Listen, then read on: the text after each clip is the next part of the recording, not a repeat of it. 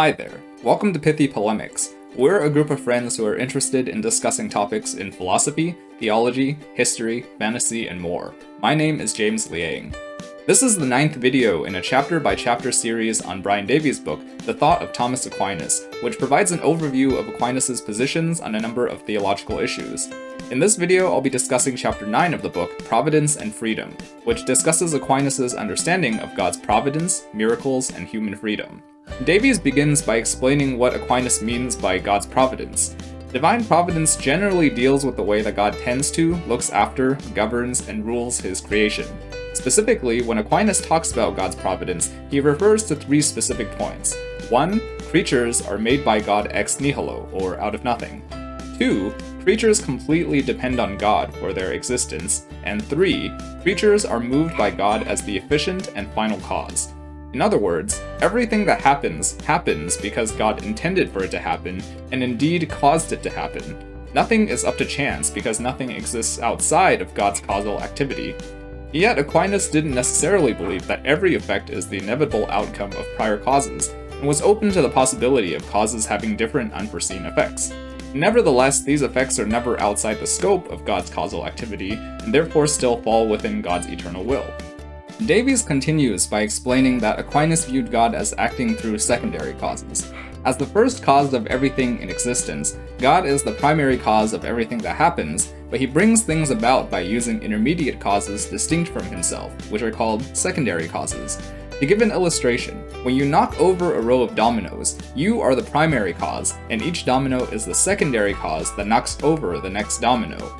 Yet, for every domino that falls, it can be rightly said that you knocked over that domino because you initiated the sequence of events that resulted in that domino falling.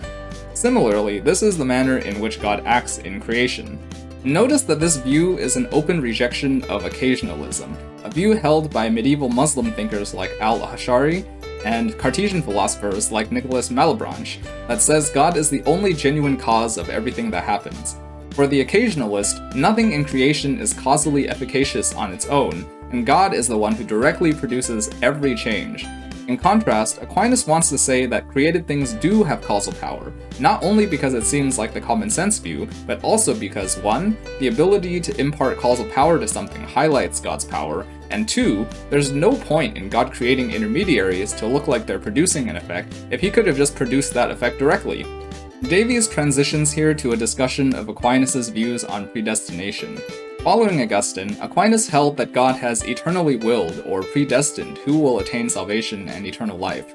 Since eternal life isn't an essential aspect of humanity that can be naturally attained, it's something that can only be given by God. And since God's will is eternal and only some attain eternal life, it follows that God has chosen who will be saved and spend eternity knowing and loving him. Here, Davies strangely but humorously makes the comment that this only applies to rational creatures, and that unfortunately, you won't meet your goldfish in heaven. Davies' next discussion deals with miracles. If God acts through secondary causes, then is there any room for his direct intervention in the flow of natural causes? Like with most people in his day, Aquinas' answer is yes. Miracles are possible because God is omnipotent, and miracles do happen because in the Middle Ages, they were very common. Interestingly, Aquinas distinguished between 3 types of miracles. 1. Unnatural events, like the sun standing still. 2. Natural events that couldn't happen naturally, like the blind suddenly being able to see. And 3. Natural events that could happen naturally, but in a particular case didn't, like someone being suddenly cured of a disease. For Aquinas, the distinctive feature shared by all 3 types of miracles is that they're solely the result of God's direct causation with no secondary causes. In contrast to some people like Pope Benedict XIV, who held that angels could perform miracles, Aquinas argues that any created being can only act according to its limited created nature, and thus, only God can perform miracles. And when God performs a miracle, it's not the case that he violates the order of the universe, because everything that happens, whether natural or unnatural, is the product of God's will. It's incorrect to think of a miracle as God inserting himself and tinkering with an autonomously functioning universe. Instead, we should think of a miracle as God acting at the exclusion of secondary causes. It's not an addition, it's a subtraction. Next, Davies discusses Aquinas' understanding of human free will. Aquinas believed that someone has free will if he has the ability to choose between a range of alternatives, and his decision is not coerced or determined by outside forces. But if God is the cause of everything that happens, how can it be that the choices of human beings aren't determined by God? Aquinas' solution is to suggest that while God is the cause of everything and does indeed move the will to act, he doesn't determine how the will moves. On Aquinas' view, God created some things whose actions are determined by causes that act upon it, like rocks, and others whose actions aren't, like rational creatures. Since nothing can move without God first acting on it, people need God to move their wills for them to even do anything in the first place. However, when God acts on them, people are still the ones that ultimately choose what they want to do. Hence, Aquinas affirms that despite God's providence, people do have free will. Davies' final section deals with the topic of prayer. If God knows what we want, why do we still need to ask him for things that he already willed to give us? Not to mention, if God is immutable, then that means his plans can't be changed, so nothing we ask is going to change God's mind about what he wanted to do since the beginning of creation, so why pray? Aquinas' response is that in praying, we're not informing God of something we need or trying to change his mind. Rather, we're expressing our reliance on him for our needs to be met and acknowledging that he is the provider of all things, especially things that God arranged in his providence to be given to us in response to prayer.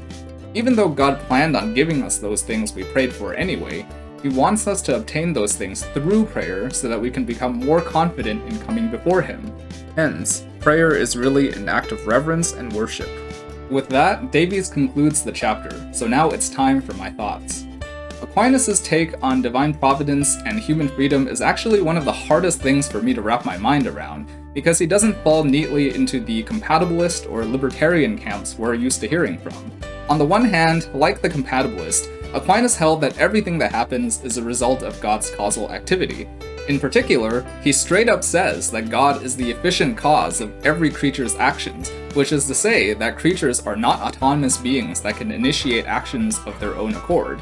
Yet, on the other hand, like the libertarian, Aquinas held that the actions and decisions of human beings are not determined. That is, when God causes their wills to act, they have a genuine freedom to choose what to do out of a range of options. I once heard someone joke that if you ask a room of Thomists whether Aquinas was a compatibilist or a libertarian when it comes to free will, half will say one and half will say the other. I'm personally undecided at the moment as to whether Aquinas' account is consistent with humans being morally responsible for their decisions, but one thing I am sure of is that there's a massive elephant in the room. According to Davies, Aquinas held to individual election, meaning that God chooses from eternity which individuals will attain salvation and which will be damned. Yet, he wants to maintain that God's grace is not entirely efficacious. That is, although God gives enough grace for each person to be saved, human beings have the ability to reject that grace such that they alone are at fault for their own damnation. The question for Aquinas is, how can God guarantee with certainty which individuals will be saved without violating their free will? In question 6, article 3 of the Disputed Questions, Aquinas suggests that although the free decision of one creature might be contingent, God can supply an abundance of contingent causes, such as exhortations and prayer, that may fail individually but collectively result in the person's salvation. Okay, that's an interesting idea, but it only pushes the question back. How can God guarantee with certainty that this collection of contingent causes will result in the salvation of the elect, without violating their free will? I've yet to hear a satisfactory Thomistic answer to this problem.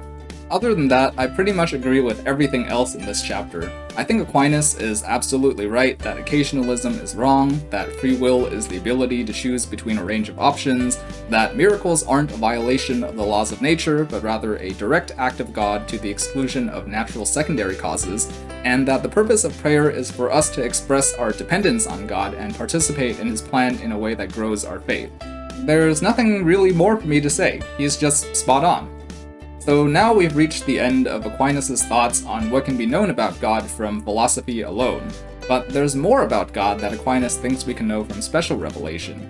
Next time, I'll be summarizing chapter 10 of Davies' book, The Eternal Triangle, which explains Aquinas' understanding of the Trinity. I hope you enjoyed this video. If this has been helpful to you, please help us out and like, share, and subscribe. Also, make sure to hit that bell button for notifications. If you think I'm onto something or you think I'm dead wrong, please feel free to drop a comment down below. I'd love to hear your thoughts. If you like this content, come check out our channel for more videos on interesting topics and discussions. With that, I'll see you in the next video.